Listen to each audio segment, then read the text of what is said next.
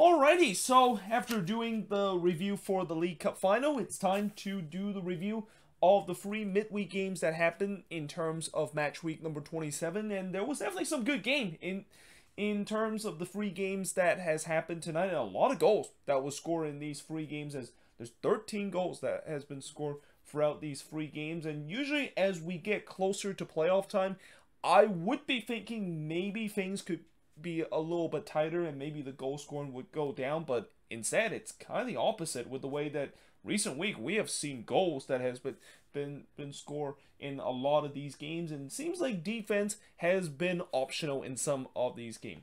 And that would kind of be the case, at least if you ask Inter Miami in the game against Nashville SC. And to be fair, coming into this game for Inter Miami, it was always going to be tough to face against a Nashville SC side that we know that they definitely have some dangerous attacking threat going forward this season, and knowing the fact that Miami pretty much had their entire back line, well, at least their two center back partnership, being suspended in this game, and that it seems like Phil Neville decided to do a makeshift kind of backline. You knew that this was probably not going to end well for Miami, but I was also hoping maybe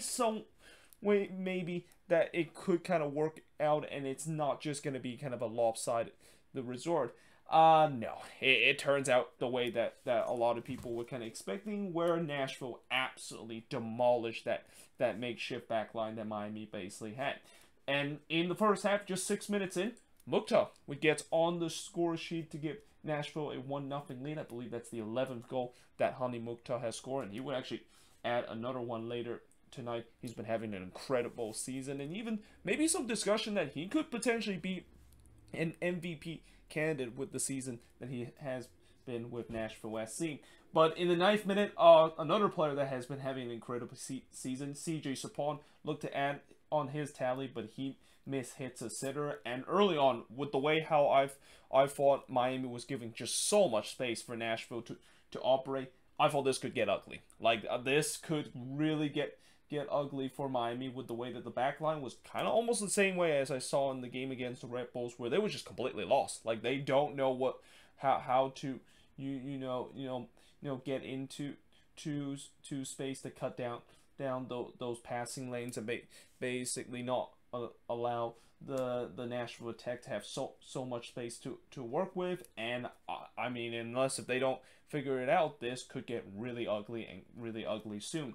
In the 17th minute, Saban had another chance to score, but he missed it wide after a bad giveaway from Miami before Saban hits it straight to Marsman. And then Higuain had a shot that was deflected wide, but that was really Miami's first real opportunity, and that opportunity kind of woke up Miami a little bit, because for the first 23 minutes, it was all Nashville SC, and as I mentioned, it looked like it was going to be one-way traffic. But Miami did kind of start getting back into this game, and just as you thought maybe they can get an equalizer to give their fans something to cheer about, yeah, they gave up a goal in the 39th minute. And it's Walker Zimmerman scoring for the second game in a row from Anibal Godoy, but this was just a bad mistake from Marsman, who really did not have a good game in this one, as this was a ball coming in from Godoy, where Marsman clearly should have catch this one, but he didn't. In fact, he tried to make things a little bit worse by kind of coming out trying to make up for it, but instead kind of just make things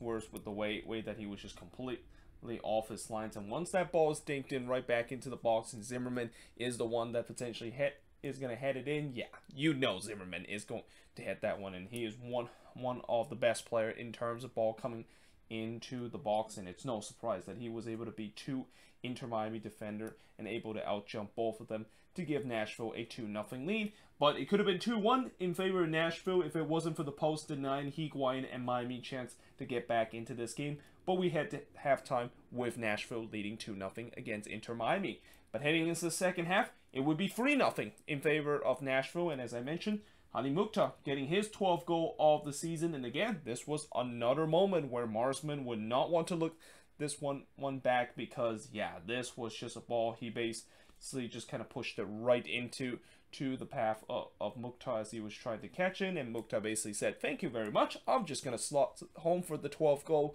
of my season. And yeah, Nashville were up 3-0 at that point. And also during this game, since there was these two other games, I was also getting very excited. This is kind of when I kind of stopped watching. Well, I didn't stop watching, but I kind of didn't pay as close attention to this game because, as I will talk about this game and also the New York Derby, the two games really got intense, especially heading into the second half. But just 15 minutes later, Miami finally got a goal back as Higuain would score from Pizarro to make it 4-1 in favor of, or actually no, not 4-1, 3-1 in favor of Nashville SC. They would make it 4-1 just 7 minutes later with Randall Leao getting on the score sheet from Mule to make it 4-1 in favor of Nashville. Willis then denied Higuain as Miami was looking to try to get another one back, and they looked like they did get another one back as Robbie Robinson was able to put the ball into the back of the net, but unfortunately he was in an offside position when he scored that goal. So that goal, of course, was disallowed for offside, and to make things worse for Inter Miami, Gregory would get himself his second yellow card of the game, which means that he was giving his marching orders. So for the second game in a row, Inter Miami had a man sent off. And then in the 6th minute of stoppage time, just to kind of rub it in to Inter Miami, Nashville would make it 5-1. And it's a rare goal for Alistair Johnston, scoring from Cadiz to make it 5-1 to pretty much put a 5-star performance for Nashville SC in this game. And yeah, that of course is the final score of this game, as the shots in this one, 18 shots compared to 9 that Miami has, 10 shots on goal compared to 4 that Miami has, 1 shots off target compared to 6 that Nashville has, 4 shots that was blocked compared to 2 that Nashville has, and possession-wise, 55% possession compared to 45% possession that Nashville SC has in this game. And yeah, I mean, this was kind of expected with the way the fact that, you know, when you have one team that is relatively good and, you know, also are kind of a little bit pissed off after that loss that they suffered against TFC, that is Nashville SC, against a team that basically had no backline and basically was just putting a makeshift backline and hope it will work. Yeah, it did not work whatsoever. And, you know, for Inter Miami, as much as I want to say they just got to move on and hope that, you know, they can get their two center back who was suspended in this game back in the next game and hope to fix the defense a little bit. That's not a guarantee, because, you know, we saw in that game against the Red Bulls, even though they have their two starter center back with the likes of LGP and Nicholas Figal there, they were not very good during that game. And there's got to be a concern, the fact that, you know, this is starting to look like the Inter Miami that we know from earlier this season, which is a team that just not only cannot score, but also leaking goals left and right. And if they keep this rate at, it can really get away from them in terms of the playoff race and their chances of making the playoffs in the Eastern Conference. But now moving on, in terms of the next match, well, a team that is going to be going to the playoffs is the New England Revolution, as they become the first team this season to clinch the playoffs after an incredible 3-2 win against the Chicago Fire. And yeah, this game, especially in the second half, was bonkers with the way that it was just end to end, and there was just chances flying in left and right. And if it wasn't for some heroic save from the goalkeeper and also some clearance off the line that we saw in the second half, yeah, this game could have been even more high scoring than what it turns out to be. But in the first half, 11 minutes in, New England gets the opening goal, and it's Henry Kessler that actually gets on the score sheet from Jonathan Bell. As you know, this was actually not a header from Kessler. I mean, usually when you see a defender get on the score sheet, you think, okay, maybe it's coming from a set piece. No, this was just one that, well, it was kind of from a set piece where the ball was coming in from the free kick, but Kessler kind of just hits this one on the volley, and it goes into the back of net and gives the refs a 1-0 lead. But after that, Chicago kind of really took over the game in that there was kind of a lot of possession that the Fire was having. Navarro puts it wide from long range in the 25th minute before Beric puts it high as the flag went up. So even if that goal went in, it wouldn't have counted. But there was no doubt that the Fire was trying to push for an equalizer, and they would get the equalizer in the 40th minute. It's Carlos Tiran scoring from Jimenez to tie the game up at 1 apiece for the Fire, before it could have been 2-1 in favor of the Fire if it wasn't for Matt Turner denying Madron from point blank range there. Oh, by the way, the goal that Matt Turner gave up in the 40th minute, yeah, I feel like he probably should have done better in terms of that. I mean, I know Tiran did kind of hit that one from close range, but that was kind of hit straight to Matt Turner. And even though that is still a relatively difficult save for a goalkeeper, with how good Matt Turner has been this season, you would expect him to, of course, save that. Although I think maybe I'm putting too high of a standard toward Matt Turner, especially for a guy that is definitely the front runner of winning goalkeeper of the year and potentially could be the future goalkeeper for the U.S. men's national team. I just think maybe that one he probably should have done better, and I think he probably knows it too. But we do head to halftime, tied at 1 apiece, and really I thought that was the only one that I think maybe Turner could have done better, because he actually also had an incredible game, making some big save to keep the Revs in this one. But in the second half, Tiran was able to hit it wide from close range in the 46th minute, and I thought the Fire started well in the second half, and I'm pretty sure Bruce Arena realized that, and like, yeah, I better start bringing some of the starters in, because the Revs, they were kind of resting some guys in this game, and then they realized with the way how the game kind of went, yeah, they started to maybe bring in some of their starters to try to get all 3 points in this one. But yeah, even though they summoned Gustavo Bo and Carlos Sio in this game, Chicago was still looking like the one that most likely going to get or not the equalizer, but the go-ahead goal. Chinoso Ofer almost had that chance in the 57th minute, but he hits it high from close range. Before in the 61st minute, against the run of play, Theo Bunbury scored from Bo to give the Revs the lead again, and this was just a simple long ball that was going the other way. And yeah, I mean, that's kind of the dangerous thing when you are a team that has the possession and try to push man forward, because when you push too many men forward, which in that case I think the Fire definitely did that, when just one hopeful ball goes up on the other end, yeah, you could really get caught out there. And I think that was just a case where the Fire just kind of got caught out of a long ball that the Revs was trying to play. But the good news for the Fire is that they would tie the game up immediately, and in fact literally straight from the kickoff, as Jimenez would tie the game up from Olford to tie the game up at 2 apiece. And if you're Bruce Arena, you must be absolutely livid. Like, that's the fact that they work hard to soak up the pressure and kind of got to go against the run of play, and now all of a sudden the Fire was able to get the equalizer. And knowing the fact the Fire has already been the better team heading in the second half, you definitely fancied the fact that they had the momentum to get the third goal. Jimenez almost had a chance to get that third goal, but he puts it over the bar in the 67th minute before Brendan Bai hits it over from close range, and then Turner had to deny Beric, but on the follow-up, Henry Kessler had to make a heroic goal line clearance to clear Aliceda's shots off the line. But this game was no doubt up for grabs, and the chances would just continue throughout this game. Turner was able to deny Aliceda from 10 yards out in the 79th minute before Beric flashed it wide from the near post. And then on the other end, Salania had to deny Jones from long range before Stojanovic had a free header there in the back post, but he somehow just could not put enough power to head it past Turner, and instead headed straight to Matt Turner there. And as time winds down, it looked like it was probably going to be a game where, despite the fact both teams was going for a goal, it was not going to happen until the 3rd minute of stoppage time. And who else but Carlos Hill scoring from Buchanan to give the Revs a 3-2 lead, and that would be the winning goal of this game. As the Revs, we've seen this before from them, even though when they don't play the prettiest game, they find ways to get all 3 points at the end of the game and score a crucial goal. And it's also kind of the reason why this is definitely the team to be not only for the rest of the regular season, but the team to beat in terms of MLS Cup. Like, I really think they are the favorites with the talent that they have in this team.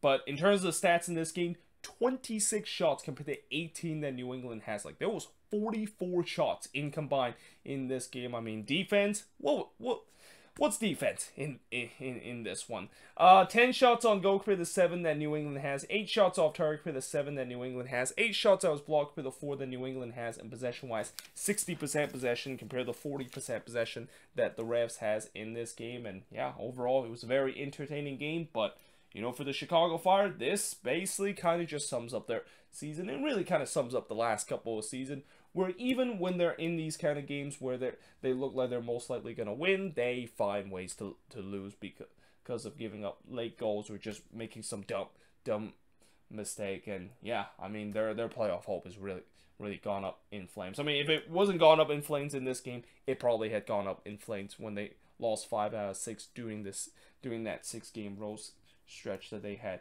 just a couple of weeks ago. But now moving on into the last game on this board. And that, of course, is the New York Derby between the Red Bulls and NYCFC. And it's a good thing, the fact that this is only first of 2 New York Derbies that we're going to get this week, because I can't wait to see the next New York Derby that's going to be happening on Saturday, because boy, oh boy, this was definitely a very classic kind of derby kind of matchup where pretty much we almost saw everything in this game. I mean, you won a game where it was relatively tight and both teams going for the win. You saw it in this game. You want red cards happening in derby. We got 2 of them in this one. You want controversial call in a derby. Yep, there was definitely some controversy in this one. And last but not least, you want a late goal and some late drama in a derby match. We definitely had it in this one. But in the first half, Castellanos did put it high over 11 yards down the 5th minute before Sean Johnson had to deny Klimala, and that both teams no doubt was getting good early opportunity. And it was a very even start to this game in the New York Derby. Johnson then denied Carmona from outside the box before Cornell on the other end denying Maxi Morales from the left side.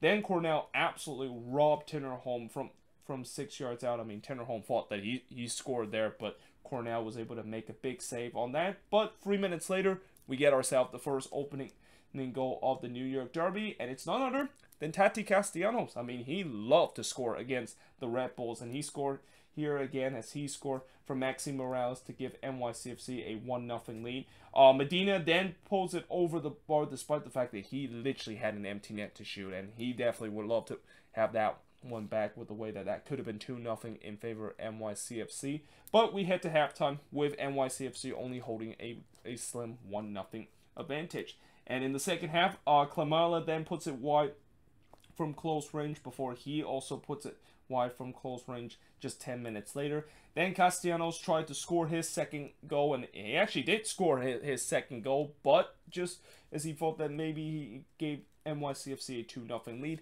the goal was chopped off because there was a foul on the play on Chanel. That was the reason why the goal was disallowed.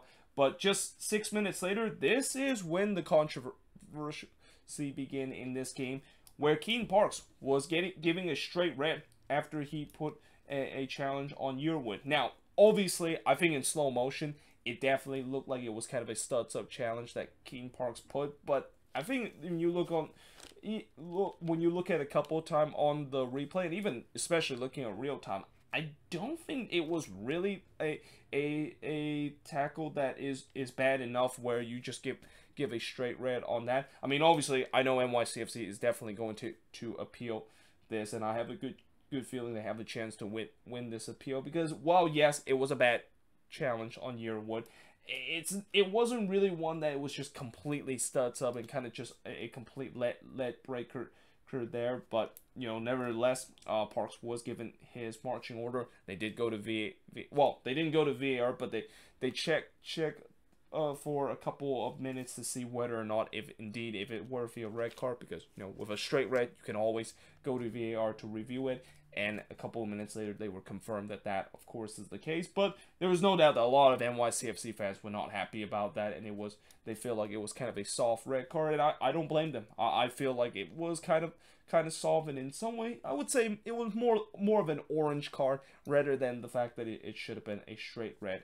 But there was no doubt that kind of really started the bad blood between both of these teams, because as the time kind of winds down, yeah, the temperature of this game really started to get hot, and that both teams, they just kind of let go of their feelings, and we had some nasty challenge that was flying in for both teams. I mean, I with the way how this game kind of went down, I was convinced that we're probably going to get another red card with the way both teams just decided to let go of their feelings and really decide to get each other. And you know, sometimes, you know, maybe that's something you don't want to see, but in a derby match, I love it. Like, this is what derbies are all about. Both of these teams do not like each other, and they want to win to represent their city, and you can definitely see both New York team was really trying to make a statement in terms of that. But in the 3rd minute of stoppage time, Nealis did heads it wide before there was a shout for a penalty from the Red Bulls that was not given in the 4th minute of stoppage time. But then 3 minutes later, they had another shout for a penalty as they thought Chanel basically handball in the box. This time they did actually go to VAR to see whether or not if Chanel handballed it, and VAR basically said he did, and I think on the replay you can clearly see that it did kind of hit the hand of Chanel, that it was kind of outstretched. And also bad news for Maxime Chanel is that he was already on a yellow card, and when you basically do that in the box, you're going to get a yellow card, which means that that was his 2nd yellow, and Chanel was given the marching order as NYCFC were down to 9 men up to that point. And then in the 11th minute of stoppage time, after all that chaos, Klimala was able to put away the penalty to tie the game up at 1 apiece, and that turns out actually to be the final play of the action, despite the fact that, you know, Red Bulls fans were hoping that this game can continue a little bit. They can maybe be up 2 men for a couple of minutes so they can go for the winner, but it wasn't meant to be. The final whistle was blown kind of relatively close right after when this penalty was taken, and in the end, in this very entertaining and very feisty New York derby, it ends in a 1-1 draw. And the shots in this one, 15 shots compared to 12 that NYCFC had, 5 shots on goal compared to 6 that NYCFC had, 7 shots off target compared to 4 that NYCFC had, 3 shots that was blocked compared to 2 that NYCFC had, and possession-wise, dead even at 50%. And like I said, what a game this was, and I really can't wait to see how the Saturday New York derby is going to go, because you know both of these teams will not forget about this match, and you know that there could once again be some fireworks heading into that game, as that one is now going to be taking place at Yankee Stadium at the home of NYCFC.